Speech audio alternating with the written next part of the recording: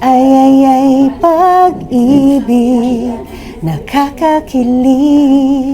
parang sine. Oh, lakas maka-throwback, di ba? Anyway, babalik na si Aramina sa concert stage para sa 30th anniversary niya sa Newport Performing Arts Theater this July 11.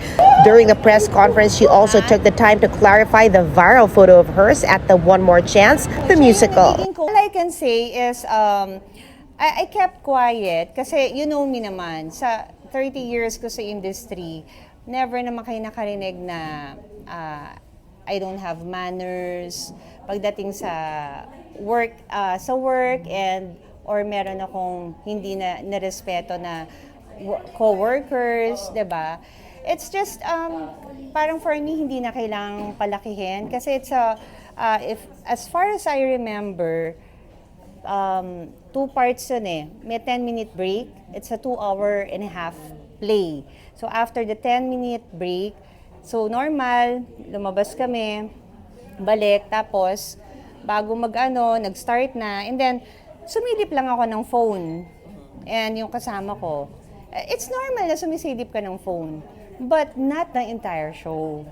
So parang, it's not really, yeah, and yung sinasabing parang I also saw the laptop. It's the girl who in front of me nakaupo, yung may-ari ng laptop. Ha!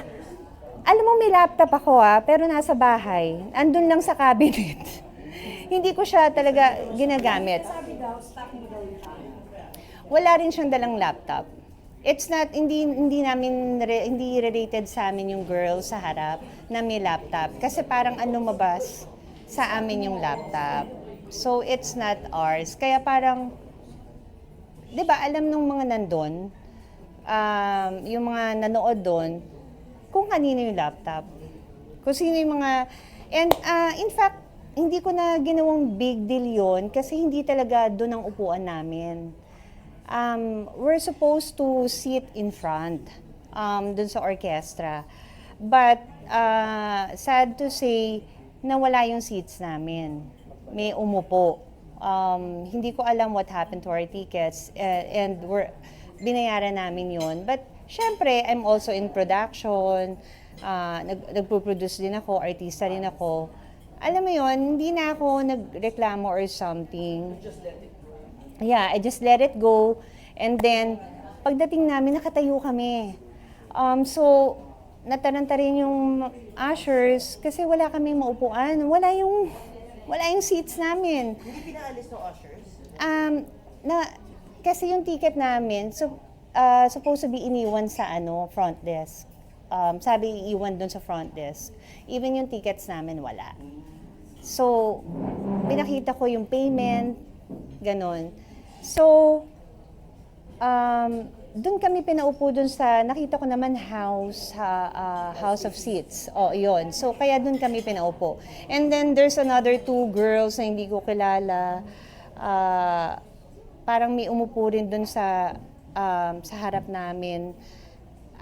Parang upuan nila yon. So, pinaupo rin sila doon sa tabi namin. So, hindi namin talaga seats yon. And, yung time na yon, pag nagsa-cellphone ako, nakaganon ako. So, nag-text din kasi si Dave noon, dapat susunod si Dave. Hindi na siya nakasunod kasi nasa meeting siya. So, we enjoyed the play, the entire show. We're not doing cellphone. So, parang, I respect their opinion, pero hindi, I don't think kailangan palakihin siya. Pero to clarify, hindi niyo po kasama yung nagla-laptop po dito? Hindi. Hindi ko nga kilala yung nagla-laptop. Pero parang sa picture, parang sa amin yung laptop. Grabe, no? Kaya dapat wag basta-basta magja-judge.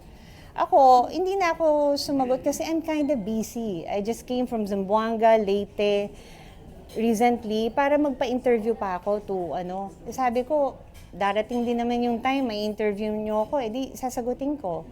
'Di ba? So, yung kasama ko, mas yung phone niya, kasi malabo mata nun eh. So, nung inano niya na, can you lower the brightness? Nag-stop naman siya, and that's it.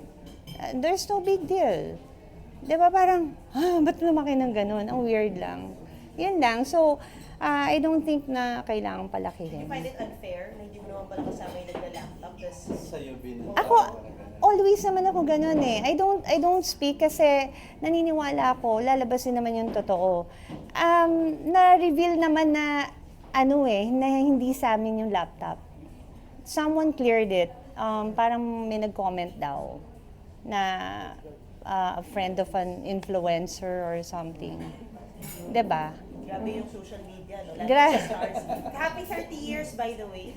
Happy. Happy 30 years! I want to thank all the trolls, the trolls who bashed me and judged me.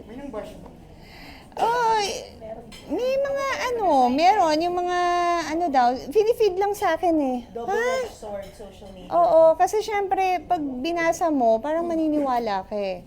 So, sometimes, huwag tayo agad magja-judge just for one peek.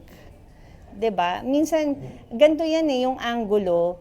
Pag, kunwari, ay, ang laki ng braso niya. Pero pag nakita mo naman sa person, ba't ang liit ng braso niya? Kasi, mali yung angulo. Yung angulo, nakakataba. So, ganun din yung ginawa, ganun ang angulo nung nangyari sa PETA. Na parang, sa amin yung laptop. At naiba rin yung angulo. So, huwag na natin palakihin. Oo, 'di ba? Clear things, di ba?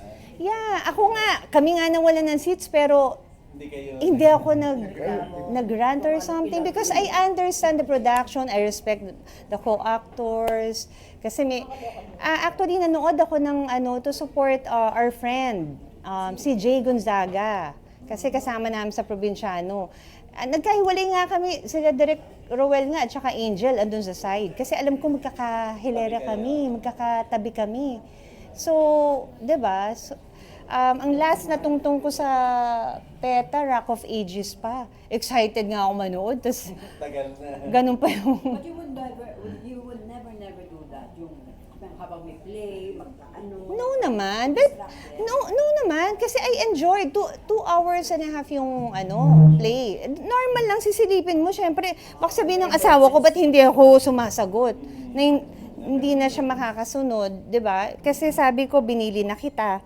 'Di ba? So, it's normal. 'Di ba? Na pag may emergency ka, sisilip ka ng phone. Kumbaga, hindi ka naman... Kahit ako rin naman, lalabas na lang ako. Kung mag-phone ako entire play.